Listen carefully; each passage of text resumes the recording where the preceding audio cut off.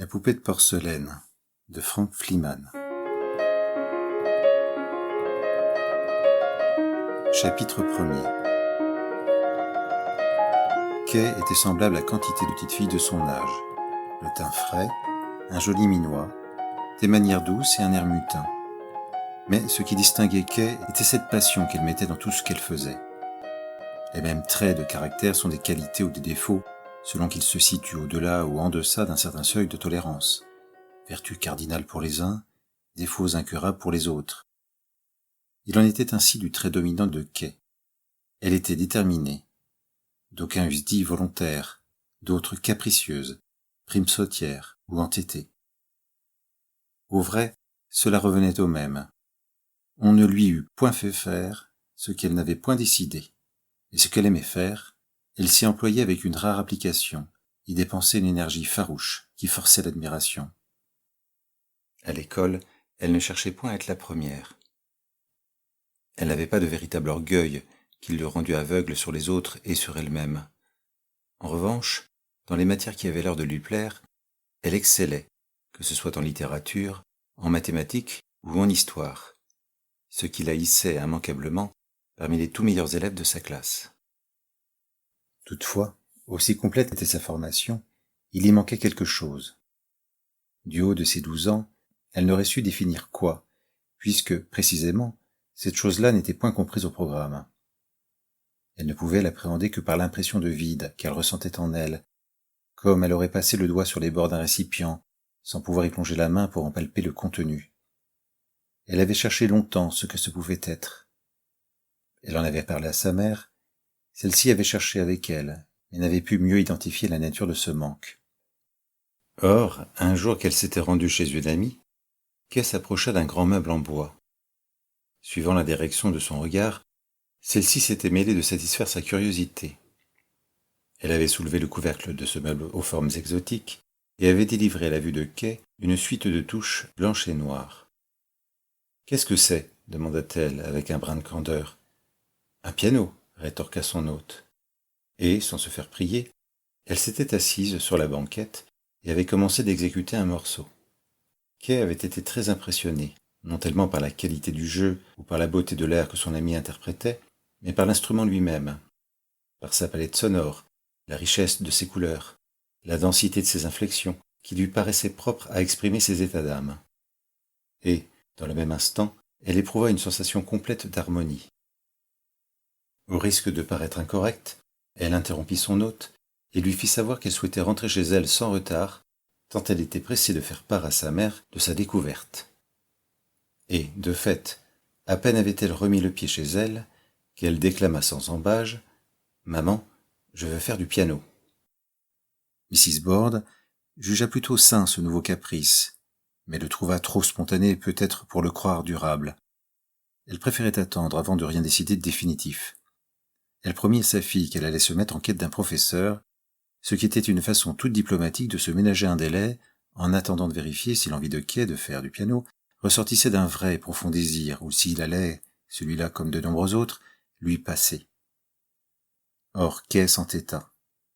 Son souhait se confirmait avec le temps, se renforçait même, prenait une ampleur insoupçonnée, qui menaçait de dégénérer si on ne lui trouvait pas rapidement un professeur et si on ne procédait pas tout aussi promptement à l'acquisition d'un piano.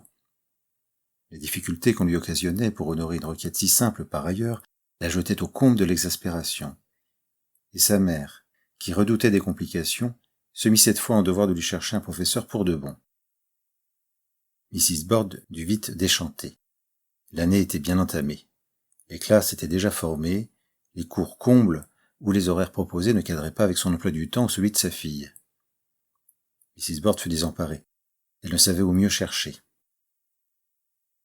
Enfin, comme elle s'était rendue à la pharmacie de son quartier pour se procurer des médicaments destinés à soulager les violements de crâne que, précisément, ses vaines recherches avaient déclenchés, ô providence, elle avait aperçu une annonce sur l'angle du comptoir « Professeur de piano donne cours à domicile ». Son sang n'avait fait qu'un tour, sans avoir garde dans un geste égoïste de priver de cette adresse d'autres élèves potentiels, elle avait fait main basse sur l'annonce, comme si celle-ci eût été déposée sur ce comptoir à son unique attention. Elle y avait cru voir un signe. De retour chez elle, son enjouement avait bien vite cédé la place à une angoisse fébrile. Et si ce professeur n'allait pas avoir de place pour sa fille? L'annonce pouvait bien figurer dans la pharmacie depuis des mois sans qu'il s'en fût aperçu. Avant de rien dire à Kay, Mrs. Bord prit la précaution de téléphoner d'abord au numéro indiqué. Elle tomba directement sur le dit professeur. Quand elle le sentit intéressé, retrouvant d'un coup tout son aplomb, elle fit mine de vouloir discuter le prix de la leçon. Néanmoins, elle avait maintenant une parfaite connaissance du tarif pratiqué par les différents professeurs des environs, et jugea le sien très modéré, surtout en considérant que celui-ci se déplaçait. Il lui offrit même un choix d'horaires entre lesquels, luxe suprême, elle ne laissa pas d'hésiter. Elle ne put se défendre de penser que, pour jouir d'une telle disponibilité, ou bien ce professeur débutait, ou bien il était très mauvais, ce qui, dans son esprit, revenait à peu près au même. Pour autant, la chose n'avait guère d'importance à ses yeux. Enfin, elle allait pouvoir exaucer le souhait de sa fille et se réconcilier avec elle. Et si, avec un peu de chance, ce professeur pouvait la dégoûter totalement du piano, ce n'en serait que mieux, car cela lui éviterait d'avoir à convaincre son mari d'investir dans un instrument aussi coûteux que volumineux qui dérangerait lors d'un lancement rigoureux de sa maison. Pour commencer, on s'était mis d'accord pour que Kay se rendît chez son professeur, au nom prédestiné pour l'art qu'il pratiquait, puisqu'il s'appelait pianissimo. Ainsi il disposerait d'un instrument sur lequel Kay ferait ses premières gammes. Quoiqu'il ne pût concevoir qu'on voulût faire du piano sans disposer soi-même d'un instrument, pianissimo ne rechigna pas. Il était habitué aux exigences des parents, qui se font un devoir de faire apprendre la musique à leurs enfants quand ceux-ci ne témoignent aucun goût pour cet art, ou qui, au contraire, ne donnent pas à leurs enfants toutes leurs chances, en refusant de les doter d'un instrument digne de ce nom, ou en rognant sur la durée des cours, quand même ceux-ci s'y montreraient-ils exceptionnellement doués. L'expérience lui avait appris qu'on ne peut juger de rien à l'avance. Qui ne semble pas fait pour la musique se découvre une âme de musicien, et qui se croit un Mozart ou un Chopin n'aura pas d'oreille, et échouera toujours à déchiffrer même la plus élémentaire des partitions. Kay s'était rendue à son premier cours avec un enthousiasme teinté d'anxiété.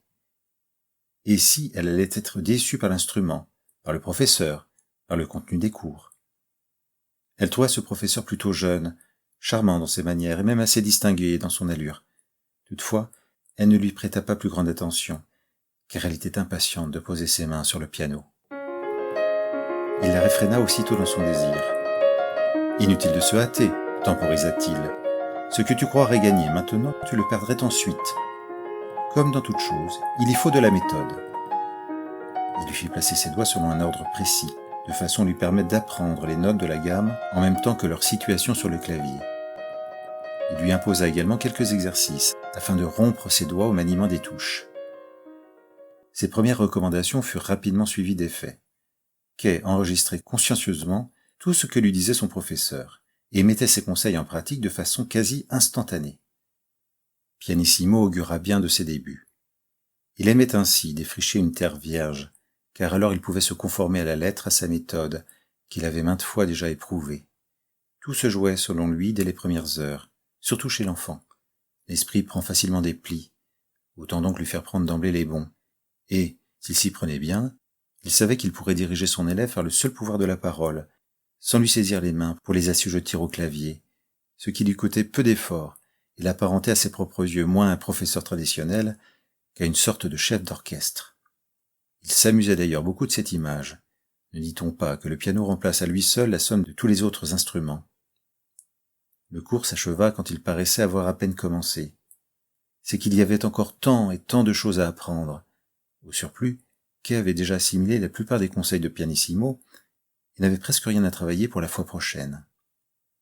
Si elle était déçue, ce n'était donc pas en raison d'un surcroît de difficultés, que pianissimo savait d'ailleurs l'art de doser à chacun de ses cours, mais précisément, pour ainsi dire, par une carence de celle-ci, qui la laissait un peu sur sa faim. En d'autres termes, jouer du piano lui apparaissait presque trop facile. On ne goûte parfois de vrai mérite dans une entreprise qu'à l'aune des efforts qu'on y sacrifie. Pianissimo s'était trouvé lui-même tout surpris du peu qu'il lui avait donné à travailler. Si Kay avait déjà assimilé tous ses conseils dès la première leçon, tant mieux. Il avait plutôt lieu de s'en réjouir, d'autant que son élève n'avait pas d'instrument chez elle sur lequel s'entraîner. Restait donc à vérifier si elle en ferait bon usage, et à lui prouver la fois suivante que ses dispositions pour l'instrument étaient bien réelles. Fidèle à sa réserve habituelle, il s'abstint donc de se prononcer devant la maman de Kay, qui ne manqua pas de l'interroger sur les aptitudes qu'avait démontrées sa fille. Il conserva un ton neutre, arguant que ce n'était que le premier cours et qu'il était difficile encore de juger. Rendez-vous fut donc pris la semaine suivante. Kay vécut tous ses jours dans l'attente du moment des retrouvailles avec son instrument fétiche. Elle rêvait à l'instant où elle franchirait de nouveau le seuil de l'appartement de son professeur et s'asserrait devant son piano pour en tirer des sons. Le deuxième cours consista, entre autres exercices de technique, à l'apprentissage d'un premier morceau, une pièce facile, qui comportait néanmoins quelques difficultés, dont Kay se joua de manière quasi instantanée, en sorte que la précédente impression se confirma. Kay se montrait singulièrement doué pour l'instrument. Pianissimo en fut ravi. Il aimait à s'entourer d'un petit nombre d'élèves, faute de temps. Mais, précisément, il voulait mettre ce temps-là à profit, car son activité ne se résumait pas à la seule pratique du piano. Il était un être assurément trop compulsif, trop complexe et intense pour se contenter des œuvres des autres, si belles et si riches fussent-elles. Il composait aussi pour cet instrument. Il éprouvait depuis toujours si vivement les choses, chaque événement de sa vie trouvait en lui une telle résonance, qu'il avait maintes fois senti son être près de craquer sous l'action de ces brusques changements de températures internes. Il passait du froid au chaud, du sombre désespoir à la joie la plus exubérante en un instant. Son être ne cessait d'être ballotté entre des courants contraires, de sorte qu'il n'était jamais parvenu à prendre pied dans l'existence. Il flottait au milieu des vagues, naviguait au gré des tempêtes, le visage giflé par les déferlantes, et n'avait joui jusqu'ici que de rares moments de répit. Cette fois, Pianissimo ne cacha pas à Mrs. Bord les dons manifestes de sa fille pour l'instrument. Il ne surfit pas ses appréciations louangeuses, car il savait qu'il aurait l'air de les exagérer et qu'elles perdraient alors de leur poids. Il s'agit dans toute expression de trouver le ton juste, exercice auquel sa pratique de l'écriture musicale l'entraînait, objectif qu'il savait pour cela même excessivement difficile à atteindre.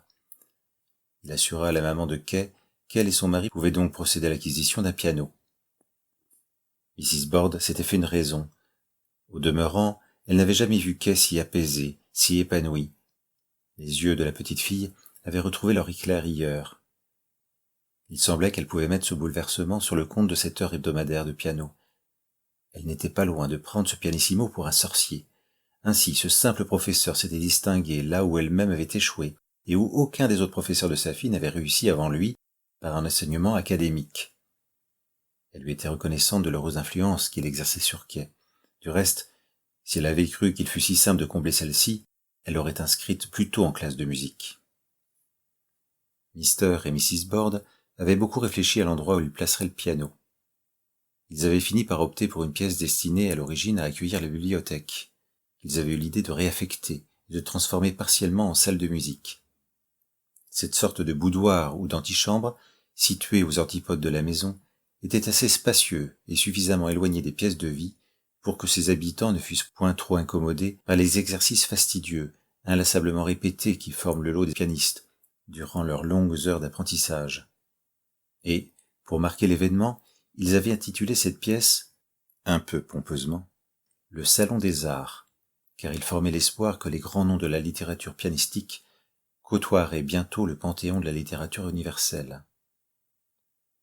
Enfin, un soir que Kay rentra de l'école, ses parents lui annoncèrent qu'une surprise l'attendait. Kay, pressentant ce que c'était au sourire complice qui se dessina sur les lèvres de sa mère, courut dans le salon, bientôt rejointe par Mr. et Mrs. Bord. Le piano se dressait contre le mur, droit comme un i, tout de laquais noir, lustré comme un sous-neuf, et muni à sa base de 2 pédales dorées. Kay souleva son couvercle et découvrit l'ivoire de ses touches. Jusqu'à la banquette exerçait sur elle un attrait irrésistible, indice irréfutable de son entrée dans un monde tout de poésie et de préciosité, d'où était bannie la trivialité du quotidien.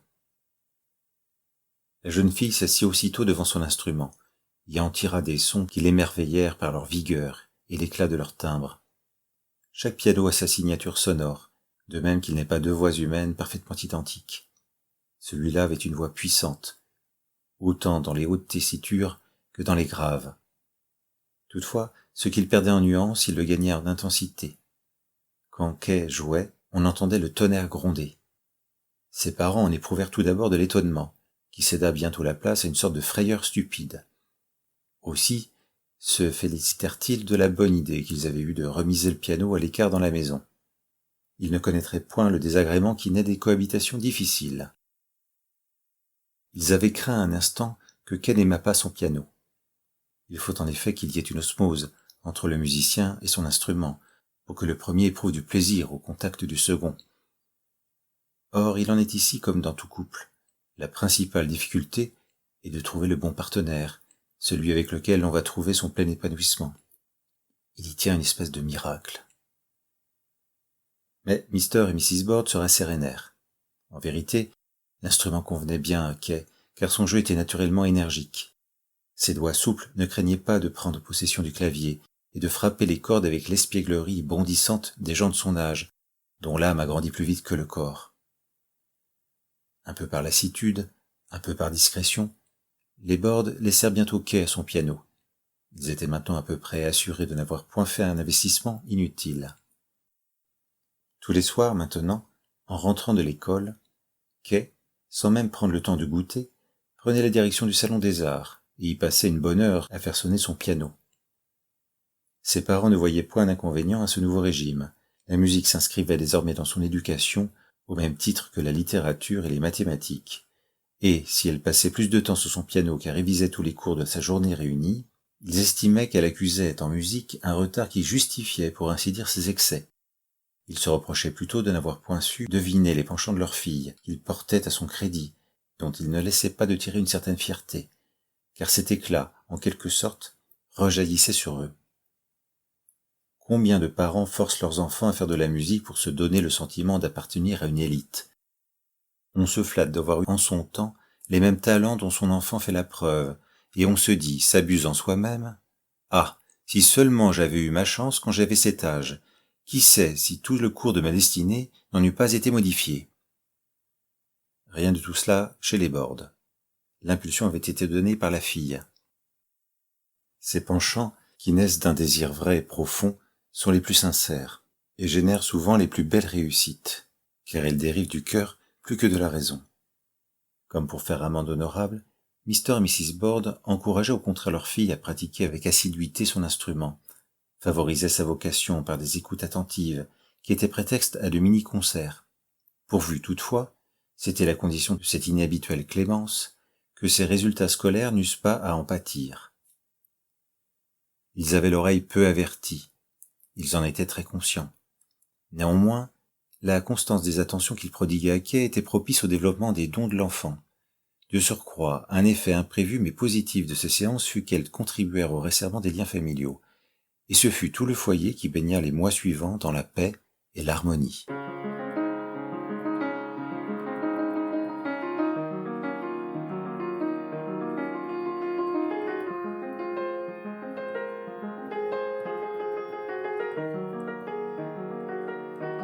À présent, comme on en avait convenu, Pianissimo venait dispenser ses cours au domicile des Bord. Celui-ci avait d'emblée été frappé par le soin presque maniaque avec lequel l'intérieur et l'extérieur de la maison étaient tenus. Pour commencer, il était arrêté dans son élan par un haut portail blanc. Il devait sonner et se présenter. Il avait utilisé au début le titre de professeur de piano en signe de reconnaissance. Puis il avait rapidement abandonné ce titre qu'il jugeait un peu étriqué pour s'annoncer sous son nom, ce qui avait l'effet immanquable d'ouvrir toutes grandes devant lui les portes de la propriété. Du reste, son cas était particulier, car son nom aurait suffi à lui seul à désigner son emploi. Il fallait ensuite remonter une longue allée depuis le portail, qui donnait à chaque fois à Pianissimo l'impression de perdre un temps précieux, impression qui était tempérée par le plaisir qu'il éprouvait à admirer, au gré des saisons, le jardin fleuri, les arbres taillés, les assortiments de couleurs, entre la pierre blanche de la grande bâtisse et les verts et les ocres de la vigne vierge qui grignotait ses façades. Même quand il avait franchi le seuil de la maison, il n'était point encore arrivé. Il restait une succession de pièces jointes en enfilade à traverser. Une salle à manger, un salon, une véranda où étaient entreposées des plantes exotiques, et qui avait d'abord pour fonction de relier deux corps de bâtiments distincts pour enfin accéder à la porte du désormais fameux Salon des Arts. Pianissimo avait éprouvé un choc sitôt qu'il s'était mis au piano. Lui qui plaçait des nuances dans tout ce qu'il faisait, voilà qu'il était empêché de jouer comme sa nature l'y inclinait. Pianissimo, précisément. Il ne pouvait jouer moins fort que mezzo forte, et encore fallait-il qu'il cédât de la sourdine. En revanche, pour ce qui était de jouer forte et fortissimo, il était point d'instrument mieux configuré. Un véritable festival de sons tonitruants secouait le salon des arts dès qu'il laissait ses doigts galoper à l'envi sur les touches et faisait trembler les murs. De quoi réveiller les écrivains indolemment assoupis sur les rayons figés de la bibliothèque. Kay absorbait les cours de son professeur avec l'avidité d'un petit ogre qui aurait trop jeûné. Elle comprenait si vite ce qu'il s'appliquait à lui expliquer qu'elle le bousculait parfois pour reprendre sur la banquette la place qu'elle lui avait cédée, ou, s'il tendait les bras pour disposer ses mains sur les touches, dans le but de lui indiquer la manière d'interpréter tel ou tel passage, il arrivait qu'elle le repoussât hors du clavier dans un mouvement d'humeur. Elle ne craignait pas non plus de lui dérober ses regards, paraissait fixer un point indéfini devant elle, ce qui lui prêtait un petit air buté. Et quand, un peu déboussolé, faute d'avoir trouvé un point d'ancrage dans le repère de ses yeux, Pianissimo détournait la tête et rencontrait soudain son regard dans le reflet que leur tendait la laque noire du piano, l'espiègle jeune fille ne manquait jamais d'éclater de rire. Pianissimo ne se formalisait point de ses manières, qu'il eût jugées en d'autres circonstances et avec toute autre personne, peu respectueuses. Mais il savait qu'il n'y avait chez Kay aucune malice, que ce qu'on aurait pu prendre pour une forme d'impudence, en réalité, dérivait d'une soif de s'amuser et d'apprendre. La jeune fille semblait toujours s'accuser de n'avoir point su bien faire plus tôt, ce qui constituait aux yeux de Pianissimo une grande qualité et le moteur principal de progrès si rapide. Kay effectuait ainsi des bonds prodigieux à chaque cours, certes variables dans leur intensité, mais qui, en quelques semaines, en quelques mois, l'avaient emmenée si loin de son point initial que quiconque l'aurait entendu jouer pour la première fois aurait juré qu'elle avait déjà plusieurs années d'apprentissage derrière elle. Étant d'une nature foncièrement insatisfaite, Pianissimo n'en tirait pour lui-même aucune gloire. Qu'il fût un bon ou un mauvais professeur était une question qu'il ne s'était jamais posée. Du moins, il ne croyait pas que la question se posait en ces termes, car, à son sens, c'était au moins autant le professeur qui faisait l'élève que l'élève le professeur. Il s'agit ici d'abord d'une rencontre, et il faut que leurs deux personnes s'accordent. Un tel qui a la réputation d'être un brillant professeur échouera à transmettre les premiers rudiments de son art à tel élève, et, s'il ne met en doute ses propres capacités, désespérera de celui-ci, et le découragera peut-être de persévérer dans une voie qu'il croira fermement ne pas être la sienne. Or, il se peut que ce même élève, placé sous les auspices d'un autre professeur, saura exploiter ses potentialités et détrompera la vie formelle du premier. Qui sait même s'il ne deviendra pas un nouveau prodige, capable d'en remontrer au plus grand maître.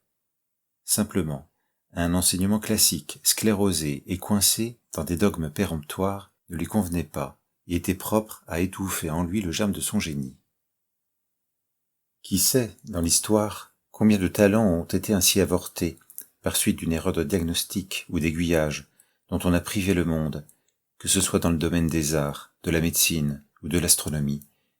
Il y a eu une époque, qui n'est pas tout à fait révolue, où l'on coupait avec une rare férocité toutes les têtes qui menaçaient de dépasser. La guillotine de l'académisme n'a pas été démantelée. Son couperet est toujours prêt à reprendre du service. Pianissimo se faisait fort d'intervenir le moins possible dans la direction de ses élèves. Il voulait suggérer, point brider. La jeunesse jaillit en une source vive qu'il faut seulement orienter et canaliser. Plus le flux est ciblé, plus son jet est puissant et porte loin. Kay extériorisait peu ses émotions. Pianissimo avait cru longtemps que sa sensibilité était grossière ou inexistante, qu'elle jouait du piano de façon toute mécanique, pour le seul plaisir d'associer des sons. Il trouvait la chose déroutante, car précisément, pratiquer un instrument ressortissait pour lui d'un besoin viscéral, presque physique. Tout ce que l'être ne peut exprimer de vive voix, parce qu'il lui manque les mots ou l'interlocuteur auprès de qui s'est penché, il l'évacue en notes, dépasse ses désirs profonds pour atteindre l'essence même de l'art, qui est tout de transcendance. Puis le professeur avait appris à mieux connaître son élève, à la faveur du cours hebdomadaire qu'il venait de lui dispenser. Il l'observait à la dérobée. Tous deux étaient tournés vers le piano, en sorte qu'il ne lui était pas facile d'attacher son regard sur elle sans marquer l'intérêt qu'il lui portait. À force de menues observations, il avait capté des signes infimes, tant qu'il n'était jamais sûr de les lui avoir surpris. Un pli au-dessus de la lèvre, un froissement des paupières, un battement de cils, mais c'était surtout dans le miroir de ses yeux que son âme semblait se refléter. À la moindre joie, peine ou contrariété, ses iris changeaient de teinte. Leur brillant s'atténuait ou se rehaussait, s'humectait au contact d'une larme naissante, avec cette même fulgurance qu'elle mettait à s'émouvoir, ou s'asséchait au contraire lorsqu'elle rentrait sa colère. Son regard était un ciel toujours bleu. Rien ne paraissait pouvoir en troubler l'onde immaculée, ni la distraire de cette humeur souriante à laquelle la prédisposait sa nature. D'ailleurs, Mrs. Bird aimait à le rappeler. Ken n'était pas née n'importe quel jour. Elle était née un 14 février, le jour de la Saint-Valentin. Du signe du Verseau, elle était bien cette grâce aux pieds nus, déversant devant elle sa cruche pleine pour inonder le monde de son intelligence et de sa beauté. Pianissimo avait appris à identifier ces variations ténues, comme l'homme de la terre consulte les cieux et détecte à la couleur de leurs dégradés ou aux nuages qui s'y amoncellent la canicule ou le violent orage qui couve déjà au loin. Au fil des cours, il était devenu expert à décrypter ces variations insensibles de température qui s'opéraient dans son élève, ces oscillations infimes d'un esprit toujours palpitant, mais qui, en vérité, dénotaient chez elle le déclenchement de véritables raz-de-marée. Soit par un effet de son éducation, soit par une pudeur qui lui était propre, elle s'interdisait de faire état de ses sentiments. Or ce sont les émotions contenues qui sont les plus fortes, les plus génératrices de traumatisme aussi, car elles sont longtemps ressassées, indéfiniment remâchées, mais jamais ou mal digérées, et ravagent à la fin l'être tout entier s'il ne sait le moyen de tourner cette force formidable en élan créatif. Ainsi, au plan de l'art, ces mêmes forces sont productives, car elles soutiennent une quête constante d'absolu, et permettent peut-être à l'individu de mieux se réaliser que s'il avait joui de l'existence avec une égale plénitude. Pianissimo ne ressentait nul besoin de plaider auprès de Mr. et de Mrs. Bird en faveur de Kay ou de lui-même. Il estimait que les résultats attestaient assez de l'efficacité de sa méthode. Du reste, il lui semblait toujours que, s'il eût haussé son degré d'exigence, avec un peu plus de persévérance et d'adresse, il eût pu obtenir encore davantage, en sorte qu'il n'était jamais pleinement satisfait de lui-même, quand même il arrivait que les parents de ses élèves lui adressassent leurs félicitations. Il cherchait toujours à éluder ces éloges qui le mettaient mal à l'aise, sans doute parce qu'il se sentait soudain investi d'une charge qu'il refusait de supporter. Il ne cherchait nullement à servir son intérêt, car il était bien le plus désintéressé des hommes, et encore moins celui de ses élèves ou de leurs parents, sinon sous le seul rapport de la musique. Il nourrissait en effet un respect quasi religieux à l'endroit des grands maîtres du piano. Il constituait à ses yeux un parterre de demi-dieux qu'il tâchait d'honorer aussi souvent et du mieux qu'il pouvait. Il avait ses périodes. Bach, Schubert, Beethoven, Chopin, Schumann, Debussy, auxquels il adjoignait quelques œuvres qui valaient à son sens moins pour leurs auteurs que pour le coup de génie dont ils avaient fait la preuve, et qu'il exhumait régulièrement de dessous les strates empilées de ses partitions comme des fétiches, telles les barricades mystérieuses de François Couperin, les gymnopédies ou les gnossiennes d'Eric Satie, ou peut-être ce chef-d'œuvre absolu qui était pour lui le prélude choral et fugue de César Franck. Puriste, il répugnait à mélanger les genres. Il aimait à entrer entièrement sous l'influence d'une œuvre pour tenter d'en extraire l'essence. Puis, quand il avait épuisé l'attrait d'un compositeur, il passait sous la coupe d'un suivant, au gré de ses goûts du moment. La grâce poétique de Chopin, la profondeur extatique de Beethoven, la placide volubilité de Bach, l'expressivité romantique de Schubert, le lyrisme mystique de Liszt, les accents enchanteurs de Debussy ou de Ravel. Pianissimo ne se contentait pas de jouer les mêmes sempiternels refrains. Il n'avait pas appris la composition, mais son oreille était tellement formée aux grands classiques qu'il en avait acquis une sorte de science, de l'art d'assembler des notes entre elles, qui lui permettait d'exprimer ses propres visions. Ce don latent s'était révélé surtout les dernières années, et s'était progressivement imposé à lui, au point qu'il ne pouvait plus poser les mains sur un clavier sans être la proie d'une soudaine frénésie. Il passait des heures à déambuler sur les touches de son piano, et, si on écoutait bien, on entendait résonner les fibres de son âme. Ses compositions n'avaient peut-être pas un caractère très original. Du moins, elles reflétaient assez bien sa personnalité. Ce miroir lui renvoyait une image fidèle de lui-même. Or, peut-être parce qu'il avait une belle âme, ses compositions avaient un charme indéfinissable qui réjouissait l'oreille et le cœur de tous ceux qui avaient le privilège de l'entendre. Longtemps, il s'était caché. Il ne croyait pas ses compositions, nées presque d'elles-mêmes sous ses doigts, dignes de figurer dans un quelconque répertoire. Or, plusieurs fois, des proches ou des élèves l'avaient surpris en train de développer une idée musicale. Quand on lui demandait de qui était cette pièce, il rechignait à répondre qu'il en était l'auteur. La convergence des points de vue ayant trait à ses pièces pour piano lui donnait graduellement confiance en lui. Il s'affirma mieux dans ses compositions, se détermina à les coucher sur le papier et à achever celles qui étaient demeurées tout ce temps à l'état de projet. Enfin, il commença à les présenter à ses élèves. Pour tromper leur vigilance, il les mêlait à certains grands classiques. Or, il avait eu l'agréable surprise de constater que ces morceaux accrochaient l'oreille de son auditoire. Il s'était fait scrupule d'abord d'en agir ainsi. Le procédé lui paraissait peu honnête, mais il pensa que ses ancêtres n'en avaient peut-être pas eux-mêmes usé autrement, et qu'il a été nécessaire, même au plus génial des artistes, d'emprunter des détours pour s'imposer. Kay ne s'y était pas trompée. Elle avait d'emblée détecté en pianissimo un vrai talent. Avec un rare discernement, elle triait entre les œuvres, donnait son avis, le conseillait de développer telle partie, d'écourter telle autre. Pianissimo avait trouvé en son élève une interlocutrice de choix. Kay ne voyait rien vraiment à redire aux compositions de pianissimo.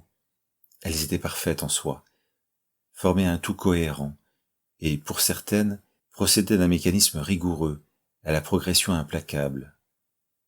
En revanche, Pianissimo était bien en peine de présenter la même pièce à la demande, car aucune n'avait de titre, en sorte qu'il lui fallait chaque fois tout rejouer pour retrouver celle dont on lui avait passé commande. Kay jugea que c'était une lacune préjudiciable, qui jetait une ombre sur ses compositions et les empêchait d'entrer en pleine lumière. Elle voulut suggérer à Pianissimo quelques titres. Celui-ci n'y vit pas d'inconvénient. Lui-même en avait cherché souvent, mais ceux qui lui étaient venus à l'esprit étaient d'une banalité si affligeante qu'il avait encore préféré laisser ses pièces sans appellation pour s'épargner un ridicule. À la fin du cours, ils échangèrent donc de place, et Pianissimo commença par exécuter un premier morceau qu'il interpréta avec un excès de raffinement, dans l'intention d'en faire mieux ressortir les couleurs. Mais Kay n'avait nul besoin de ces effets pour en percer à jour les secrets accents. Après avoir réfléchi un instant, elle l'interrompit et déclama « Celui-ci m'évoque la mer et une falaise par un temps brumeux. » Pianissimo convint de l'idée. Ils cherchèrent ensemble un titre définitif. Sur la falaise d'abord, qui devint du haut de la falaise. Le premier titre était trouvé. Frappé par la facilité avec laquelle tout se dénouait soudain, Pianissimo enchaîna avec un autre de ses morceaux. Celui qu'il nommait depuis toujours son prélude, car cette pièce entretenait selon lui, toute proportion gardée, des similitudes avec le fameux prélude de Bach, dans lequel les motifs en arpège s'égrènent entre les deux mains et se répètent en écho. Une brève audition avait suffi à Kay pour que lui soit inspiré le titre de Tristesse. Kay lui avait donné le titre en allemand, Die Traurigkeit, qu'elle jugeait plus approprié que le terme français. Elle n'aurait su dire pourquoi. Pianissimo songea à Tristesse de Chopin, autre pièce également fameuse. Il était confondu par tant de clairvoyance, car son prélude témoignait d'une expressivité lascive, toute comparable. L'étonnant était que Kay n'avait pas connaissance de cette page de la littérature musicale. Elle suivait simplement son instinct, qui était infaillible. Et, chaque fois que Pianissimo s'apprêtait à interpréter une nouvelle pièce, Kay prenait une pause méditative et fronçait les sourcils pour favoriser sa concentration. Puis, quand son visage s'éclairait, que ses lèvres affichaient un large sourire de contentement, que ses yeux étincelaient, il savait, à ces indices, qu'elle avait le titre sur le bout des lèvres. Il s'interrompait alors, impatient d'apprendre ce que son jeu avait inspiré à la jeune fille. Ce furent tour à tour la berceuse d'automne, le voyage d'une plume, l'écume d'une larme, le temps des sourires, autant de titres qui semblaient fondre sur Kay avec la fulgurance de la foudre. L'incroyable était qu'ils étaient déjà parfaitement formés en elle, sans qu'il fût nécessaire d'y retoucher. Une seule fois, Pianissimo disconvint des termes, mais l'idée était donnée. Kay avait suggéré « ruisseau de cristal ». Or, la pièce correspondante était une miniature. Le cours d'un ruisseau paraissait très exagéré. Pianissimo songea à gouttes, à rosée, avant d'opter pour pluie de cristal, qui reproduisait l'image de gouttelettes rebondissant sur le sol. La séance avait duré bien plus que de raison. L'heure était depuis longtemps achevée. En vérité, Pianissimo s'était permis de prendre cette liberté parce qu'il n'avait pas d'élève après Kay. Il s'en fut ensuite un peu sonné de découvrir tant de sagacité d'esprit dans cette jeune personne. Il en déduisit que Kay avait le génie des titres, comme d'autres ont le génie des sobriquets ou des intrigues. Il fallut à Pianissimo digérer tous ces titres. Toute la semaine, il ne se lassa pas de jouer et de rejouer ses partitions comme s'il les redécouvrait. Et, quand il avait fait sonner les dernières notes, il s'arrêtait et prononçait, à l'adresse d'un public imaginaire, le voyage d'une plume, l'écume d'une larme, le temps des sourires. Ces morceaux n'avaient pas varié d'une note, et cependant, il lui semblait qu'ils étaient plus cohérents, plus complets, du seul fait qu'il pouvait à présent les désigner, et qu'il ne pourrait plus les retoucher sans rompre l'harmonie qui présidait à leur équilibre. Kay avait émis le souhait de jouer l'une de ses pièces, celle précisément pour laquelle il n'avait pas trouvé de titre. Du moins, elle avait proposé « Souvenirs d'enfance ». Mais ce titre, selon Pianissimo, manquait passablement de caractère et de mordant, à compter que nombre de ses compositions avaient plus ou moins trait au regret de l'enfance. À défaut de mieux, il avait provisoirement décidé de l'appeler ainsi. Ce ne fut que plus tard, à force de se torturer l'esprit, qu'il était parvenu au titre de « Chant d'ivresse ». Tout heureux de sa trouvaille, il y avait vu l'heureuse influence de Kay. Il lui semblait qu'il avait prélevé à son contact un peu de ses dons. Le fait que l'un de ses élèves voulût jouer l'une de ses œuvres constituait à ses yeux une sorte de consécration. Que des morceaux existassent était certes déjà en soi une satisfaction personnelle, mais était autrement plus gratifiant le fait que ces pièces fussent goûtées et jouées par d'autres mains que les siennes. Ce fut avec des sentiments mêlés, à la fois fiers et pleins de confusion, qu'il apporta à Kay la partition de Chant d'ivresse au cours suivant, et ne cessant de se demander s'il était digne de tant d'honneur. Il ne pensait pas que Kay cherchait à lui complaire. Cette pièce avait d'emblée retenu son attention. Même si ses autres compositions lui agréaient assez, c'était vers celle-ci que sa préférence était immédiatement allée. Du reste, Kay ne s'embarrassait pas de préjugés, ni de formules de politesse. Elle n'hésitait pas à lui faire savoir à l'occasion qu'elle jugeait tel doigté absurde ou tel caprice du compositeur superfétatoire. Elle avait au moins le mérite de la franchise. Plusieurs fois, Pianissimo réprima des mouvements d'orgueil qui eussent confiné à la colère s'il n'avait réfléchi que Kay n'avait pas la volonté délibérée de le heurter, mais qu'il y fallait voir plutôt l'expression d'une honnêteté foncière et la preuve d'une haute intégrité morale, qui la hissait encore dans son estime. Et, tournant son regard du côté de Kay, tout entière absorbée par les notes qu'elle était en train de déchiffrer, Pianissimo ne se lassait pas d'admirer ce visage en forme d'icône, aux traits si fins qu'il semblait avoir été tracé au pinceau par une main d'une habileté consommée, à la mine grave et sérieuse, qui illuminait deux yeux d'un bleu cristallin. Ses crispations retombaient alors d'un coup. Il lui pardonnait, car il ne pouvait s'empêcher de penser qu'il se trouvait en présence d'un être exceptionnel, qui ne saurait être confondu avec la masse des autres. Car Kay ne semblait point faite de la même matière, ni l'esprit pétri de la même intelligence que le commun des mortels. Sa chair même ne semblait point tout à fait humaine. Pianissimo n'aurait su mieux préciser là-dessus sa pensée, mais cette impression le saisissait chaque fois qu'il oubliait un peu son rôle de professeur, et coulait vers elle un regard d'homme. Pour couronner tant de grâce, et comme si la nature avait voulu achever de combler la jeune fille de perfection, se logeait dans cet écrin précieux une voix d'or, ou, pour être plus exact, si l'on peut ainsi la qualifier dans l'échelle des tessitures, une voix de bronze. Et de cette voix, Kay n'était pas avare, car elle aimait chanter. Sa voix n'était certes pas celle d'un ange, elle n'était pas si pure ni si haut perchée qu'elle semblait pouvoir percer la cime des cieux. Non, sa jeune personne se caractérisait par une nouvelle originalité. Sa voix était assez grave, mais ce qu'elle perdait là se compensait par ailleurs. Sa voix était puissante, et du fait qu'elle saturait à partir d'une certaine hauteur, il en résultait une tension dramatique qui émouvait quiconque l'entendait et qui faisait venir les larmes aux yeux. Certaines fois, Pianissimo avait bien du mal à se concentrer sur le jeu de Kay.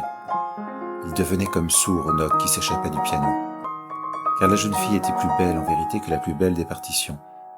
Il se disait que la plus entraînante des mélodies ne vaudrait jamais le modelé si raffiné de ses traits, les plus riches consonances, les plis gracieux de son cou, la plus expressive des cadences, l'intensité enfiévrée de son regard. Et, quand elle avait fini d'interpréter le passage qu'il lui avait désigné, elle s'arrêtait de jouer et attendait ses remarques. Se réveillant soudain d'un songe, il bafouillait alors quelques paroles sans consistance, et, cherchant à dissimuler tout à la fois son trouble et ses fautes d'attention, il l'invitait à rejouer le passage, au prétexte qu'il voulait mieux s'imprégner de son interprétation avant de lui livrer son impression définitive. Chapitre 2. L'année se passa ainsi entre elle et lui. Ils se profitaient mutuellement. Pianissimo retirait au moins autant de bienfaits de la fréquentation de Kay qu'elle en retirait de la sienne. De néophyte, elle avait déjà acquis en quelques mois de remarquables lumières dans l'art du piano. Quant à lui, il ne doutait plus guère de son propre talent, se convainquait que le sien en valait bien un autre. Au contact de cette toute jeune fille en fleurs, Pianissimo prenait graduellement confiance en lui, se repaissait de son printemps, se sentait stimulé dans ses facultés créatrices. Il composa dans cette simple année plusieurs de ses classiques, et, le plus surprenant, est qu'il trouva lui-même la plupart des titres, sans l'aide de Kay. Enfin, après avoir mis la dernière main au recueil de ses plus belles pièces, il se résolut à les soumettre à un éditeur. Il essuya plusieurs refus, non motivés, jusqu'au jour où il reçut une réponse enthousiaste. Il répugnait soudain à présenter ses œuvres sous son nom de Pianissimo, qu'il jugeait peu propice à lui gagner la sympathie universelle. Il craignit surtout de ne pouvoir assumer un échec, ou même un succès, sous sa véritable identité. Il ressentait le besoin de se flanquer d'un double, qu'il regarderait comme un second lui-même, et qu'il lui serait loisible d'encenser, ou de vilipender, sans que pour autant sa propre personnalité n'en soit affectée. Pianissimo se cherchait depuis longtemps un pseudonyme qui lui ressemblerait, qui lui siérait à tout âge et en toute occurrence, qui, en quelque sorte, le caractériserait si bien qu'on entreverrait déjà, à l'aune de ce seul nom, les diverses facettes de sa personnalité, sans qu'il eût mieux à se présenter qu'en prononçant ce nom-là. Son pseudonyme devait en outre le révéler autant que le dissimuler aux yeux du public, être facile à retenir et avoir une consonance heureuse dans toutes les langues, puisque la musique ne connaît pas de frontières. Bref, l'entreprise relevait de la gageure et semblait ne pas avoir de solution. À la fin, en désespoir de cause, il se tourna vers Kay, un peu sceptique, ne croyant pas qu'elle pourrait réussir là où lui-même avait échoué. Il lui fit part de ses exigences. Kay en prit bonne note. Elle se mit en position de réfléchir, faisant le geste de replier ses bras sur son buste, avant de les déplier aussi vite. Déjà, elle avait saisi un crayon et griffonnait le nom qu'elle lui avait trouvé. Elle lui tendit ensuite la feuille, sûr d'elle, un sourire malicieux fiché sur les lèvres. Il lut « Fortissimo ». Il ne se prononça pas tout de suite. Il voulait s'imaginer affublé de ce nom-là. Il le roula et le déroula dans son esprit pendant plusieurs minutes, l'étira dans tous les sens, afin d'en extirper les implications secrètes et d'en goûter les différentes saveurs. Cependant, Kay l'interrogeait du regard. N'était-ce pas un nom merveilleux, un nom fait tout exprès pour combler en même temps toutes ses attentes et qui constituerait une revanche sur le sort? De pianissimo, il passerait à fortissimo. Dans l'échelle des nuances musicales, l'ascension était fulgurante. Pianissimo objecta à Kay que, justement, ce serait peut-être brûler un peu vite les étapes, mais elle lui rétorqua qu'une fois son nom choisi, il lui serait difficile d'en changer. Il ne pouvait commencer par s'appeler piano, puis mezzo piano, puis mezzo forte, pour enfin espérer devenir fortissimo. N'avait-il donc pas d'ambition? Ne comptait-il pas que ses œuvres fussent connues à travers le monde? N'allait-il pas passer sans transition de la nuit au jour? Aussi lui fallait-il un nom capable de supporter les feux de la renommée. Il se rendit bientôt à ses raisons, et si ce n'était cette espèce de défaut d'humilité dont il pensait se rendre coupable en adoptant ce nom-ci, et qui devait d'abord tempérer sa joie, ce nom lui semblait parfait, et pour tout dire très prometteur à l'orée de la nouvelle ère qui s'ouvrait dans sa vie.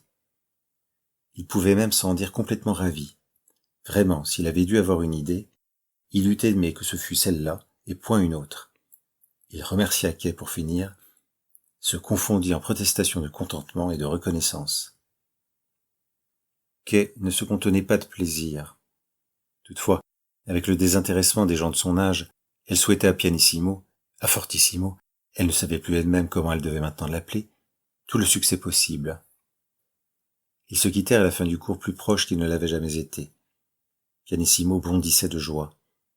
Fortissimo, fortissimo, se répétait-il à tout bout de champ. Bientôt mon nom va résonner très fort. Fortissimo, s'exclamait-il dans l'excès de son enthousiasme, et sur un ton un peu délirant. Il s'arrêtait, repartait en bondissant sur le chemin, parlait haut, au risque de passer pour un fou. Mais à qui lui aurait demandé s'il se sentait bien, il aurait répliqué. Savez-vous seulement à qui vous parlez? À Fortissimo, en personne, pour vous servir. Et apprenez que Fortissimo vous salue bien. Et, comme il franchissait le portail, s'abusant à l'audition de ses propres paroles, il dessina dans l'air un geste ample et esquissa une sorte de rond de révérence en direction de spectateurs invisibles. Les beaux jours étaient revenus.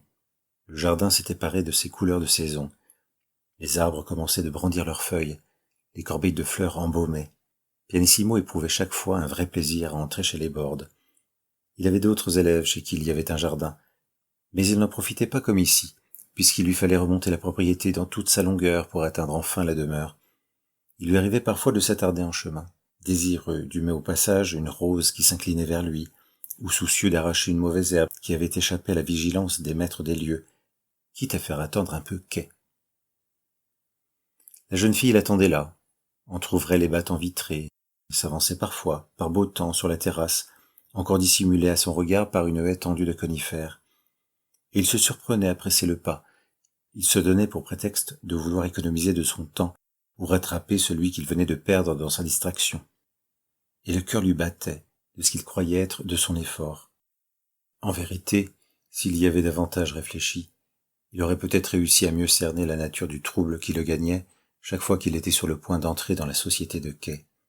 Car de toutes les fleurs de ce beau jardin, elle était assurément la plus merveilleuse, la plus chatoyante, la plus délicatement ciselée. Toute jeune qu'elle était, elle accusait déjà les formes de sa féminité. Elle se montrait à lui maintenant, depuis les premières chaleurs, le cou et les bras nus. Parfois, elle découvrait aussi ses épaules et arborait une peau éclatante, d'un incarnat qui rappelait la pulpe d'un fruit. Et Pianissimo, qui vénérait la beauté dans toutes ses expressions et quelque forme qu'elle prit, ne laissait pas d'en être troublé. Il s'efforçait de n'en rien laisser paraître, évitait même de mieux la regarder, car chaque nouveau détail, tel grain de beauté qui faisait ressortir l'éclat de sa chair, tel pli du col qui attestait de la noblesse de son port de tête, tel froncement de sourcils qui soulignait l'acuité de son regard, le confirmait dans son impression et menaçait de l'enchaîner plus étroitement encore à elle. Or, ce qui aurait dû lui fournir un motif d'enchantement le mettait bientôt au supplice, se tournait en poison, car la beauté l'asservissait, faisait de lui son esclave. Il développait vis-à-vis d'elle une violente accoutumance, en dépendait comme d'une drogue. Il eût aimé se coucher à ses pieds et la suivre partout où elle irait pour jouir seulement du privilège de la contempler à loisir, sans détacher d'elle ses yeux un seul instant, car toute distance était un arrachement et le faisait atrocement souffrir. Pourtant, aurait-on demandé à Pianissimo s'il nourrissait des sentiments envers Kay, celui-ci se serait révolté, comme si on lui eût reconnu des penchants coupables. Le martyr est fils des préjugés. Du reste, il eût été toujours libre d'arguer, de la fascination légitime qu'elle exerçait sur lui. Kay avait assimilé en une courte année ce qu'apprenaient ses autres élèves en 2 ou 3 ans, avait fait montre d'un esprit brillant, et, pour couronner le tout, l'avait baptisé d'un nom d'artiste, et lui avait donné les titres de la plupart de ses œuvres. Qu'il le voulût ou non, il devait reconnaître que son influence sur lui avait été considérable, décisive. Jamais personne, sinon ses propres parents, et dans un laps de temps si court, n'avait pesé autant sur l'orientation de sa destinée. Dans le même temps, comment ne pas succomber au charme de cette grâce naissante, qui formait une si belle promesse pour l'avenir? Comment s'attacher à une autre femme, à une femme de son âge? Comment vivre sa vie d'homme quand il savait qu'un jour, dans quelques années, avec un peu de patience, elle serait faite exactement pour le combler? Quel besoin avait-il de chercher ce qu'il savait avoir déjà trouvé? Kay le raccompagnait parfois jusqu'au portail blanc. Elle était si naturelle dans sa manière d'être, qu'elle ne prenait pas toujours la peine de se chausser, et marchait nu-pieds. Ils prolongeaient ainsi, le temps de remonter l'allée du jardin, leur passionné tête-à-tête. Mais ils étaient bien forcés alors de se séparer, à court de raisons pour se conserver l'un près de l'autre, ce qui était chaque fois pour lui et pour elle un déchirement, qu'atténuait seule la pensée que la semaine serait vite écoulée, et que cette séparation leur ménageait ainsi la joie, toujours renouvelée, de prochaines retrouvailles. Ce portail se dressait tel un mur symbolique entre elle et lui, dont était cause en vérité la grande jeunesse de Kay, et peut-être aussi leur différence d'âge. Un mur de verre, à travers lequel ils pouvaient se voir, se parler, mais qui leur interdisait de se toucher. Pianissimo se surprenait à rêver au jour où, peut-être, ils franchiraient ensemble ce portail, iraient dans la même direction, au lieu sans cesse de s'interroger du regard, ne sachant ce que leur réservait l'avenir. Peut-être est-ce dans le but de tromper cette attente interminable et de fuir la tentation à laquelle il était constamment soumis à son côté, qu'il imagina de partir, de changer d'existence, se donnant pour prétexte de vouloir tenter maintenant de vivre de son art. Il se confia de son projet à plusieurs de ses élèves, qui l'y encouragèrent, et ne doutait pas qu'il remporterait un franc succès dans son entreprise. Certains, parmi ceux qui lui étaient le plus attachés, se renfrognèrent, lui reprochèrent de les abandonner sans état d'âme, et, parce qu'ils ne parvenaient plus à dissocier l'apprentissage de la musique de leur professeur, et avaient placé en lui une vraie affection, menaçaient d'arrêter tout bonnement le piano. Pianissimo avait longtemps hésité à faire part à Kay de sa décision. Il redoutait sa réaction. Surtout, elle semblait y voir si clair en lui qu'il avait à craindre que, telle la Pythie, elle ne le fixe de son regard, qui semblait dans ces moments tranchant comme une lame d'acier, et ne déclame, en guise de prophétie, qu'il se fourvoyait en empruntant cette voix. Mais, étrangement, Kay ne trahit à cette annonce aucune émotion. Elle prit sa leçon comme à l'ordinaire, avec sa conscience et son application coutumière. Pianissimo manqua presque de s'offusquer de ce silence. N'allait-elle pas être triste de son départ? S'il répugnait au drame, il espérait qu'on le regretterait tout de même, ce qui serait le signe qu'il avait compté un peu pour ses élèves. Comme Kay le raccompagnait jusqu'à la porte, ils aperçurent à travers la baie vitrée une chatte, de race siamoise, qui traversait le jardin d'un pas nonchalant. Kay connaissait bien l'intruse, qui s'invitait régulièrement dans le parc de la maison, et parfois même dans le salon des arts, lorsque, aux premières fortes chaleurs, elle ouvrait la porte-fenêtre donnant sur la terrasse, et que le son du piano se mélangeait au gazouillis des oiseaux. D'un bond, elle fut sur elle, et l'arracha de terre pour la prendre dans ses bras. Pianissimo avait la même passion des chats que son élève, et ils passèrent de longues minutes à lisser son pelage crème et à couvrir la captive de caresses. Puis, dans un élan de grâce achevé, dont elle n'avait peut-être pas conscience, Kay posa sa joue contre celle de l'animal, et ce fut 4 magnifiques yeux turquoises qui se posèrent sur lui, d'une eau si pure qu'ils projetèrent dans sa direction une clarté éblouissante, dont il ne put soutenir l'éclat. Enfin, comme s'il était conscient d'avoir atteint les limites permises de la bienséance, Pianissimo s'obligea à partir. Il quittait Kay, à regret, plein de sentiments mêlés. Il était fâché contre elle, en raison de son indifférence affichée, quoiqu'il lui eût annoncé son départ, et au moins autant contre lui-même, pour la même raison qu'il se montrait incapable de discernement dans ses relations avec la jeune fille, qui n'était pourtant encore à ses yeux qu'une enfant. Un peu par défi, Un peu pour lui rendre l'hommage qui lui semblait lui devoir, il chercha toute la semaine une façon originale et élégante de lui faire ses adieux. Il souhaitait aussi, s'il était possible, réveiller en elle ce cœur transi qui se réfléchissait dans le ciel glacé de ses yeux. Comme il méditait sur les derniers progrès de son existence, il laissait ses doigts courir librement sur les touches de son piano. Dans ces moments, toutes les portes de son être étaient ouvertes. Les cordes de son âme vibraient au moindre souffle d'air. Il se mettait en position d'accueillir en lui les forces heureuses du monde. Dieu même y aurait pu entrer. Et il savait que, tôt ou tard, l'inspiration viendrait. Bientôt, un thème se détacha de ce fouillis de notes et s'imposa peu à peu à lui.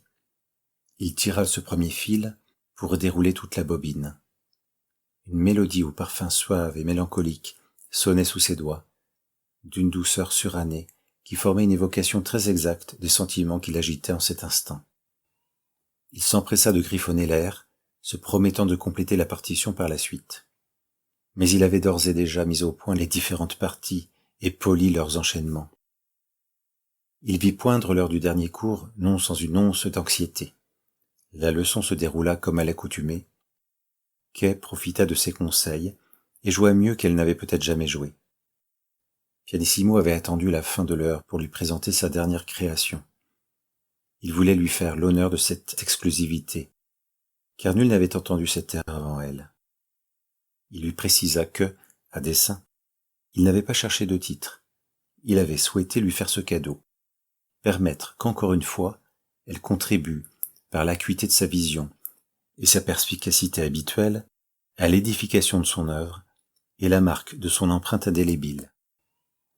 Pianissimo s'était assis au piano. Il se recueillit quelques instants avant de commencer à jouer.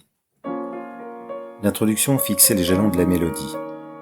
Puis, comme perçant au travers des barreaux de ses premières mesures, un chant s'éleva, à la ligne limpide et aux accents si touchants qu'ils semblaient être ceux d'une voix humaine. Elle prenait le ton de la confidence, soufflait à l'oreille ses secrets longtemps gardés pour soi, s'infléchissait selon ce qu'elle avait à dire. Le rythme était tour à tour languissant, timide ou bien mordant.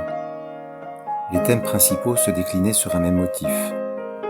L'air était dans l'ensemble si pathétique, si émouvant, que le cœur de Kay se serra. Non point seulement de douleur, car il s'y mêlait aussi une joie intense, qui remuait son être comme au passage d'une lame, mais aussi de regret, de tout ce qu'il ne pourrait plus se dire, et peut-être aussi de ce qu'il ne pourrait plus se voir.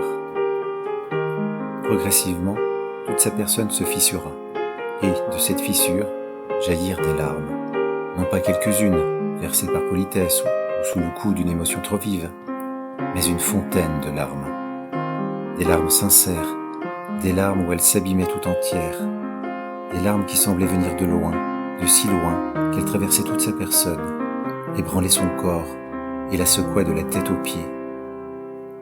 Des larmes qui ruisselaient le long de ses joues et tombaient au hasard en fines gouttes de cristal.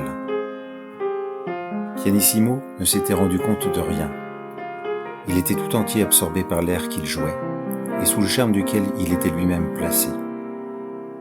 Ce n'est qu'à la faveur d'un mouvement oscillatoire du buste, alors que le morceau touchait à sa fin, qu'il s'aperçut de l'émotion qui étreignait Kay. Celle-ci soutint son regard, et, par pudeur, esquissa dans sa direction un sourire contenu. Mais elle ne pouvait tricher. Pianissimo s'arrêta net de jouer, consterné d'avoir provoqué un tel séisme chez la jeune fille. Il avait voulu émouvoir son cœur, et voilà qu'il y avait réussi si bien qu'elle était maintenant inconsolable. Il lui demanda pardon. Alors, sans même entendre ce qu'il disait, entre deux hoquets, presque douloureusement, elle déclara « Don't forget me ». Pianissimo la regarda d'un air stupide. Non, bien sûr, il ne l'oublierait pas. Ne m'oublie pas, proféra-t-elle encore dans un souffle, la voix mal assurée, avant de poursuivre. C'est le titre que j'ai trouvé. Un titre? Il n'y pensait plus. Certes, voilà qui convenait bien au morceau. Don't forget me. Mais oui, c'était cela, exactement. Encore une fois, elle était tombée juste. Toute la pièce était un au revoir. Un adieu pathétique, une promesse de départ et un serment de retrouvailles incertaines. Peut-être était-ce d'ailleurs ce que lui-même avait voulu dire, sans pouvoir mettre des mots dessus. Ainsi, leurs deux pensées se rejoignaient, en sorte que celle de Kay révélait la sienne. Kay sécha ses larmes. Étrangement, elle était libérée. Il y avait si longtemps qu'elle n'avait pas pleuré. Elle se sentait à présent l'âme lavée, purifiée, et comme si toute sa personne avait souffert d'une trop longue période de sécheresse, il lui semblait renaître à la vie, comme ces plantes assoiffées qui se régénèrent après une averse. Le voile des nuages s'était déchiré, et le soleil luisait de nouveau dans son regard, brillant comme un arc-en-ciel. Ils sortirent du salon des arts, bouleversés l'un et l'autre. Dans son trouble, Pianissimo passa trop près d'une commode et renversa une tasse de porcelaine. Il la rattrapa au vol et évita de justesse un drame qu'il ne se serait pas pardonné. Comme s'il les découvrait pour la première fois, à dessein de briser la gêne qui s'était abattue sur eux, il fit mine de s'intéresser à ce qui ressemblait à une collection. Kay expliqua à Pianissimo que son père était amateur de porcelaine. Sa collection réunissait un choix de pièces de diverses provenances, des porcelaines de Sèvres, de Limoges, de Vienne et de Chine, qu'il avait rapportées de ses voyages. Mr. Bord avait converti sa femme à cette passion, ce qui n'avait point été difficile, car Mrs. Bord était une femme de goût et avait notamment celui des belles choses. Chaque console, chaque tablette, chaque buffet était garni de vases, de tasses munies de leurs soucoupes, d'assiettes, de personnages taillés dans la plus fine et la plus légère des matières. Pianissimo contemplait tout cela de l'œil du néophyte, qui sait apprécier avec le cœur, mais à qui échappe l'essentiel des subtilités de ce genre d'occupation. Il fit une tentative auprès de Kay pour en apprendre davantage. Mais elle n'en savait pas plus que lui sur ce chapitre. Il avait cru que le mérite de ses présentoirs en revenait à Mrs. Bord, car il pensait, un peu naïvement, que seule une femme pouvait s'enticher de porcelaine.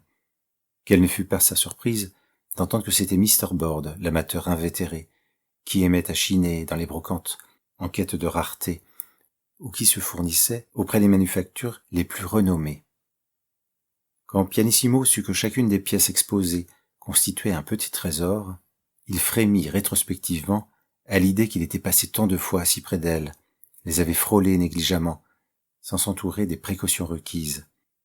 Aussi se promit-il, s'il devait jamais revenir dans cette maison, de ne plus traverser le salon qu'en retenant son souffle pour gagner la prochaine porte, tout en allégeant le martèlement de son pas, par crainte de provoquer quelque séisme. Il salua Mr. et Mrs. Bord. Ceux-ci lui apprirent que Kay leur avait fait part de ses projets. Tout en regrettant qu'ils ne puissent continuer à dispenser des cours à leur fille, ils comprenaient fort bien ses raisons et lui souhaitèrent bonne chance pour la suite. Il n'était pas doué pour les adieux. Il voulut précipiter son départ. Il chercha des yeux Kay, mais la jeune fille s'était entre-temps éclipsée, sans doute pour cacher à ses parents son chagrin. Il n'osa demander qu'on la rappelle, et partit, sans l'avoir revue. Du reste, il était trop ému lui-même pour contenir plus longtemps une montée de larmes qu'il réprimait à grand-peine. Chapitre 3.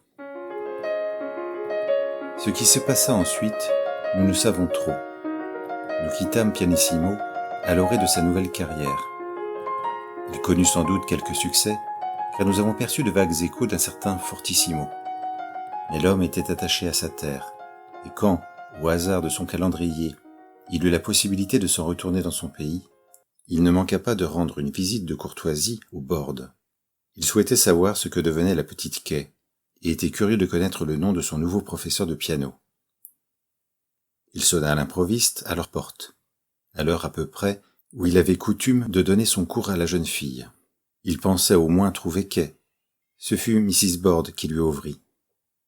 Pianissimo remonta l'allée qui longeait le jardin, musardant un peu, comme il en avait l'habitude du temps où il venait dispenser son heure de cours hebdomadaire, et se régalait des belles couleurs que lui prêtait le printemps renaissant.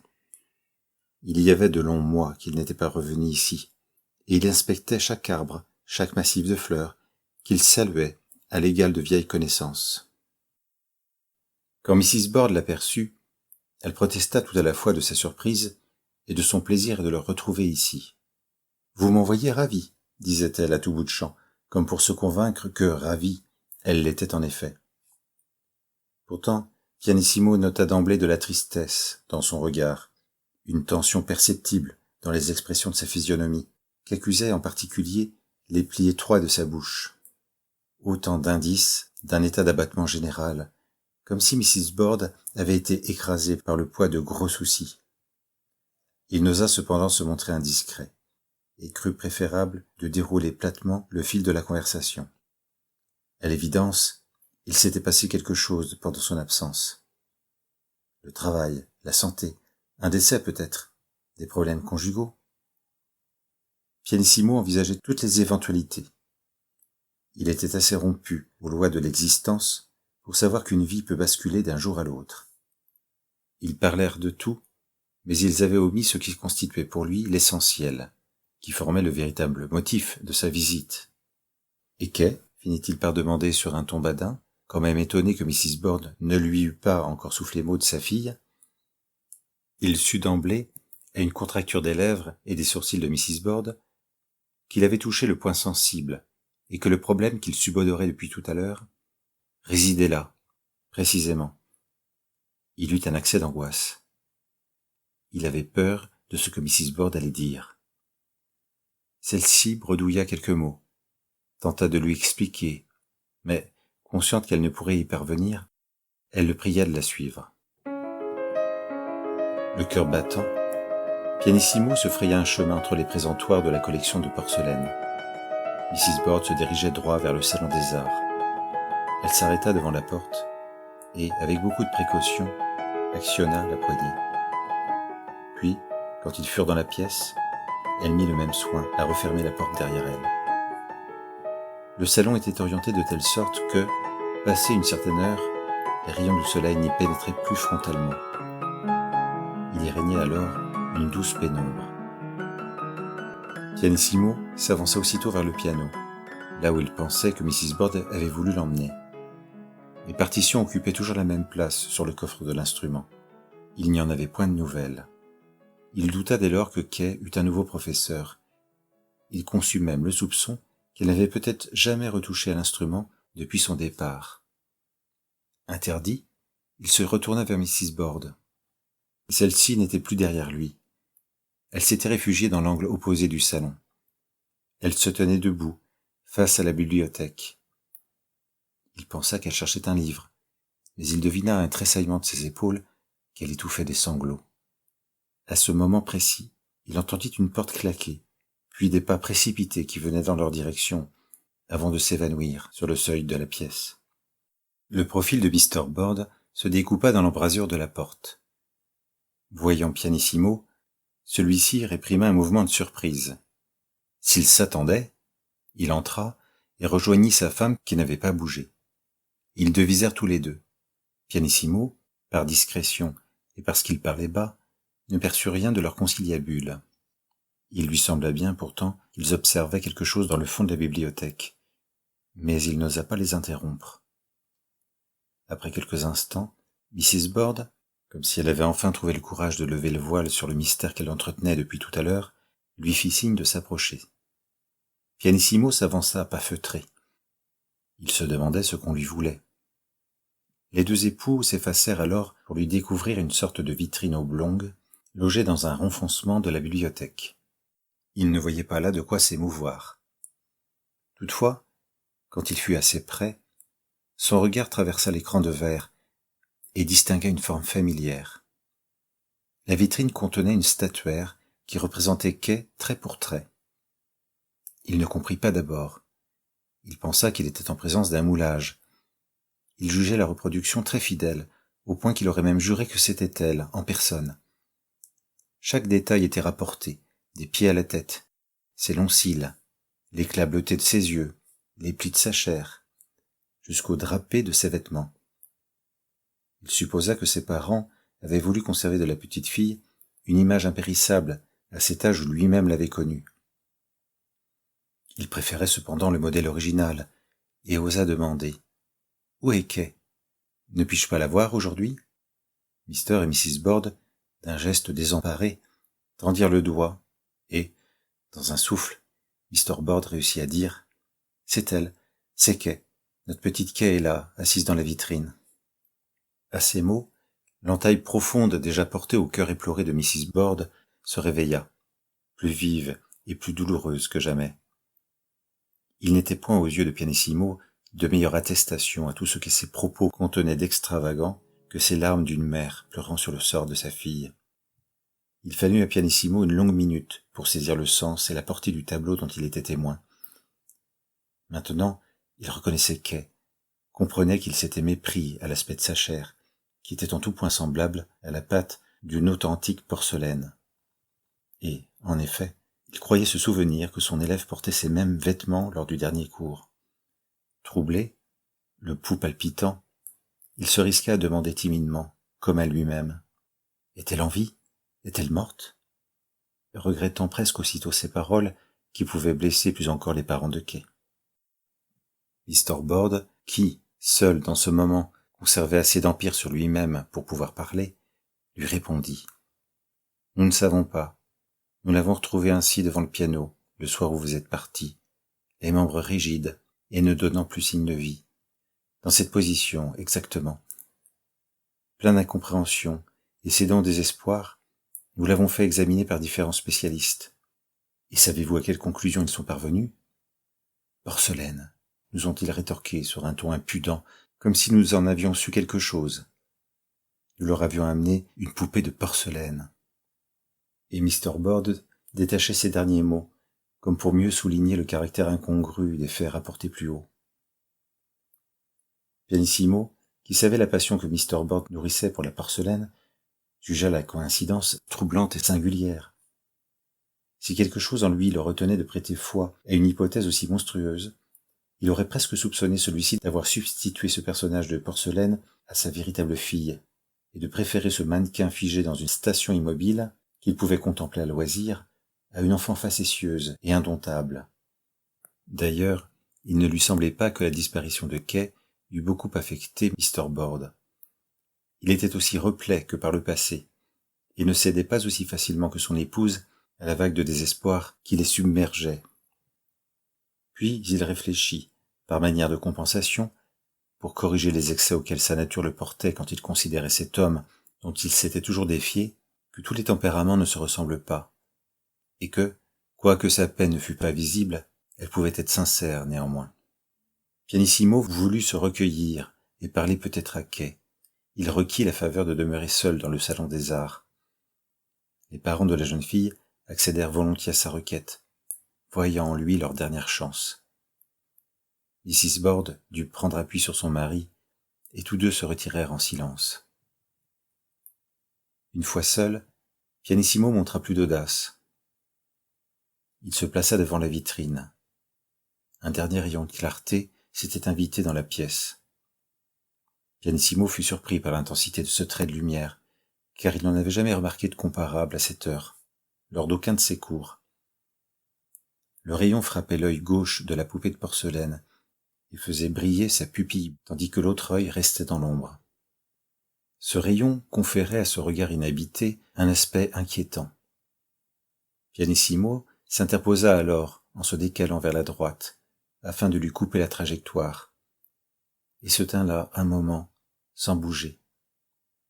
Puis, cédant à l'envie irrépressible qu'il avait de lui parler, il commença à lui dire, sans même se demander si elle pouvait l'entendre, « Il n'est pas possible que toute vie t'ait quitté. Réveille-toi, je t'en conjure. Réveille-toi. Fais ce plaisir à tes parents, à moi. M'entends-tu » Comme elle ne réagissait pas, il chercha à l'émouvoir, afin de réanimer en elle, s'il était possible, toutes les cordes sensibles de son être. « Chère petite Kay, tu m'as manqué, sais-tu ? J'ai pensé à toi souvent, presque tous les jours, que dis-je, chaque jour qui nous séparait. Et comment aurais-je fait autrement ? Chaque fois qu'on m'appelait fortissimo, je pensais à toi. Chaque fois que je jouais les morceaux qui portaient l'un de tes titres, je pensais à toi. Chaque fois même que je me languissais de mon pays, je pensais à toi. Tu vois, je ne t'ai pas oublié. La preuve en est que, tout juste revenu sur ma terre d'origine, ma première visite est pour toi. Et voilà que je te retrouve changé en poupée de porcelaine. » Mais toutes ces paroles tombaient dans un trou de silence. L'œil de verre de la poupée ne trahissait aucune onde de vie. Ce corps s'apparentait à une coquille vide. Cette torpeur végétative semblait constituer désormais son état définitif. Pour autant, Pianissimo ne se découragea pas. Comme si Kay eût pu l'entendre, il lui raconta tout ce qui était survenu dans sa vie depuis son départ, lui rapporta le détail de cette part de son destin qu'il savait lui devoir en partie. L'étonnant est qu'il éprouvait un certain soulagement à trouver dans cette poupée de porcelaine une oreille attentive. Tandis qu'il s'épanchait ainsi, il s'écarta légèrement, et de nouveau le ray de lumière, qui se déplaçait lentement, percuta l'œil de la poupée. Pianissimo scruta les nuances de cette pupille étincelante, qui se dilatait sous l'abondance de la clarté. Il ne la quittait pas des yeux, comme s'il avait compté y surprendre les signes imperceptibles d'un dégel intérieur. Puis, par une nouvelle spéculation de son esprit, quand le rayon de lumière glissa sur la tempe de la poupée pour aller mourir sur une étagère de la bibliothèque, Pianissimo ne put se défendre de penser que Kay ne se réveillerait pas. Alors, d'instinct, par habitude, il se dirigea vers le piano. Il s'assit sur la banquette et songea, non sans émotion, que Kay avait été retrouvé dans cette même position, qui était toujours la sienne jusqu'à aujourd'hui. Aux premières notes, il tressaillit. Il avait été une nouvelle fois surpris par la puissance de l'instrument. Il actionna la sourdine sans mieux réussir à étouffer le son. Ainsi que s'il avait été conditionné par son nom d'artiste, il semblait qu'il ne pouvait maintenant jouer que fortissimo.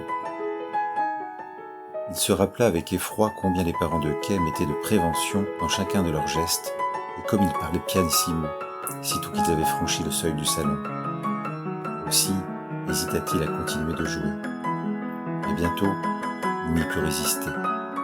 Il avait trop de peine pour ne pas éprouver le besoin impérieux de s'épancher sur le piano de Kay, qui plus est. Qui sait si cet instrument n'avait pas des révélations à lui faire, dont il n'avait pu se confier à personne jusqu'ici, faute pour quiconque d'avoir su le faire sonner et lui donner une voix. Pianissimo s'attendait à ce que les parents de Kay fissent irruption dans le salon des arts d'un instant à l'autre, plein de remontrances, et pour lui interdire de jouer. Rien de tel ne se produisit.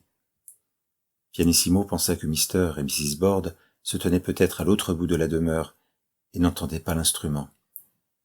Il se pouvait aussi qu'ils ne vissent aucun inconvénient à ce qu'il joue. Après tout, si lui n'arrivait pas à ramener Kay à la vie, qui le pourrait?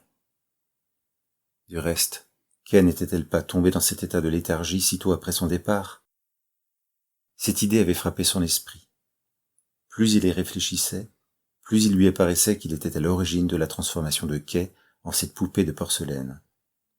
Il se reprocha la manière abrupte avec laquelle il lui avait annoncé son départ. La sensibilité excessive de la jeune fille n'y avait pas résisté. Que faire à présent?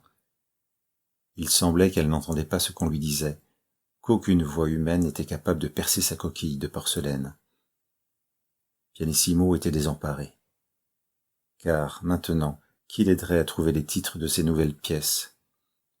Qui l'assisterait dans ses phases de création et lui prodiguerait des conseils justes et éclairés? Qui saurait si bien l'encourager à développer son art? Voilà tout ce que, dans un élan irrépressible, il confiait au piano. Précisément, il avait composé une pièce sur laquelle il avait échoué à adapter un titre. Il voulut la lui présenter malgré tout, pour n'avoir point de regret. Cette œuvre était une des plus bondissantes qu'il n'eût jamais écrites, un écoulement de notes continu, exécutant un ballet d'incessantes allées et venues.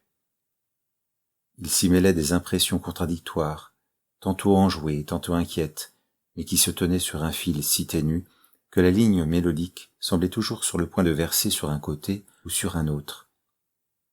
Pianissimo s'appliquait à rendre tous les effets de la pièce. Il était si concentré qu'à ce moment toutes ses pensées s'abîmaient dans son interprétation. Au demeurant, il ne cherchait plus à brider l'intensité du son de l'instrument. Jamais il n'avait joué sur ce piano aussi fortissimo, et n'avait si bien porté son nouveau nom que dans ces instants-là.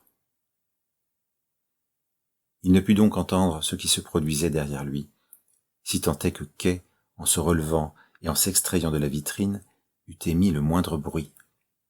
Il aperçut bien l'esquisse d'un mouvement sur le coffre laqué du piano, mais il ne l'avait pas dissocié de sa propre personne. Il avait continué de jouer, la tête pleine de sa musique, jusqu'au moment de dérouler les notes finales. Il retira ensuite ses mains du clavier et conserva une posture recueillie.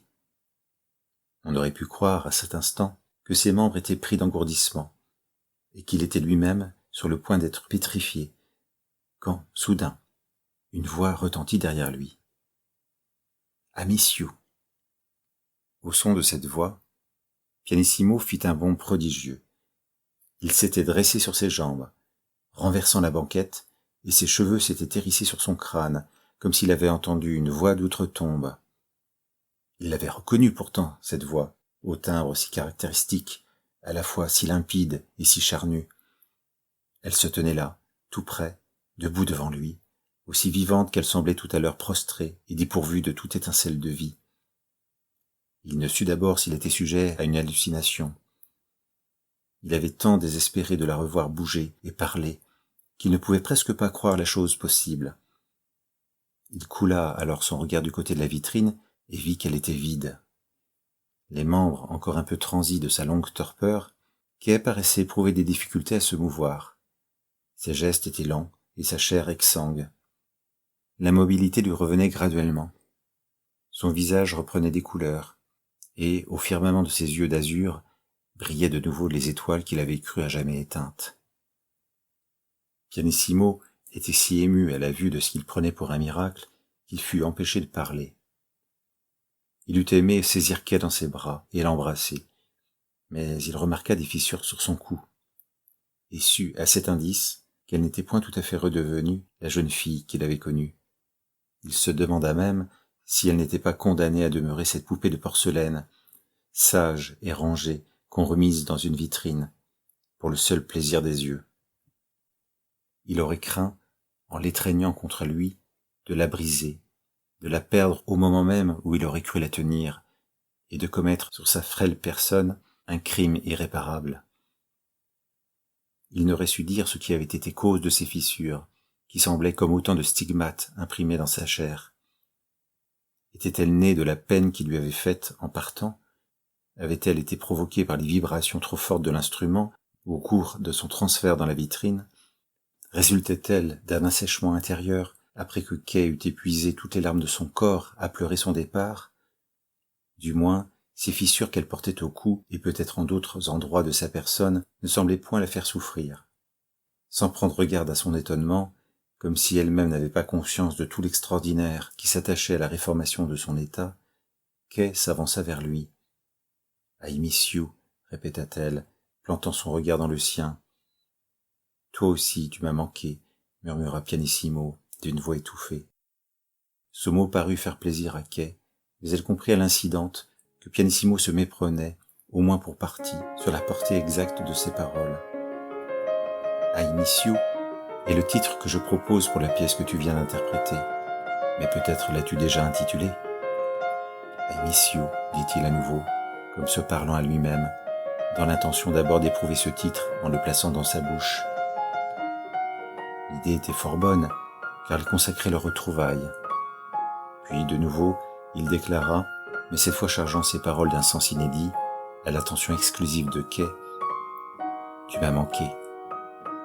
Kay vit à lui qu'il était sincère. D'ailleurs, elle le savait incapable de mentir. Ces mots attestaient de l'attachement qu'il lui vouait, et le cœur de la jeune fille put battre de nouveau. Il prit sa main dans la sienne. À la chaleur de ce contact, Kay se ranima tout à fait. Les fissures que Pianissimo avait remarquées tout à l'heure sur son cou se résorbèrent, et toute sa personne recouvrit sa gaieté vivace. Puis, se rappelant à la réalité, le visage de Kay pâlit, en proie à une soudaine frayeur. « Pourquoi es-tu revenu? Ne vas-tu pas repartir ?» Pianissimo n'osa avouer à Kay qu'il était seulement de passage. Il répugnait à causer en elle de nouveaux troubles, qui auraient peut-être raison de sa frêle personne. Mais elle devina à son embarras qu'il allait bientôt de nouveau l'abandonner. Alors, dans sa panique, elle le conjura de ne rien faire.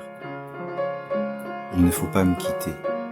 Si tu me quittes, je redeviendrai cette poupée de porcelaine que tu as vue. Or, si je devais connaître à nouveau cet état, je n'y survivrais pas, car je serais de nouveau une petite fille fragile. À la moindre secousse un peu trop vive, je le sais, je me briserais. Et alors rien, ni la douce sonorité d'un piano, ni même l'une de tes mélodies sans titre, ne pourra recoller mes morceaux et me rappeler à la vie. Il voulut protester. Enfin, il ne pouvait accéder à une telle requête et condamner sa carrière pour satisfaire les caprices d'une toute jeune fille. Lui-même n'osait exiger d'elle qu'elle l'accompagne dans tous ses déplacements, qu'elle l'assiste dans sa vie d'artiste. Les lois, les conventions sociales leur défendaient d'entretenir un commerce plus poussé, tendaient entre eux un mur de verre infranchissable, encore rehaussé par leurs propres préjugés, à l'instar de cette vitrine qui les séparait encore tout à l'heure. En outre, la jeune fille qu'elle était aujourd'hui ne présupposait pas la femme qu'elle serait demain. La chenille donnerait naissance à une autre créature, papillon sorti de sa chrysalide. Il ne pouvait s'attacher à un être non définitif, à une promesse, à quelqu'un qui bientôt ne serait plus. En vain la chercherait-il ensuite partout à la surface de la terre. Elle aurait disparu, engloutie dans la femme qu'elle serait devenue. Qui sait alors si elle-même se souviendrait de celle qu'elle était aujourd'hui? Qui sait si elle ne trahirait pas, un à un, tous les serments qu'elle pourrait prononcer maintenant? Qui sait même si elle ne le renierait pas, lui, comme pour mieux tourner cette page de son passé? Kay fit mine de convenir de ses raisons, sans pour autant en être pleinement convaincu. Un cœur aimant n'a pas d'âge. Du moins, il a celui de ses sentiments. Sur l'autel de l'amour, la vieille personne ne se distingue pas de l'enfant. Elle n'exigeait nullement de lui qu'il renonce à faire connaître sa musique. Elle jugeait au contraire celle-ci digne d'être répandue, telle une fiole de beauté renversée sur le monde. Si cela pouvait du moins aider à sa rédemption et à racheter quelques-uns de ses péchés, car elle flattait l'oreille, invitait au rêve et à la contemplation, et ne pouvait que rendre meilleur celui qui lui ouvrait les portes de son cœur. Mais elle voulait obtenir de lui la promesse rééditée chaque fois qu'il se quitterait, qu'il se retrouverait bientôt. À cette condition seule, elle sentait qu'elle pourrait supporter leur séparation et lui promettait en retour qu'elle n'irait plus trouver refuge dans une vitrine. Pianissimo s'y engagea. Au vrai, il était heureux que Kay témoignât envers lui cette exigence.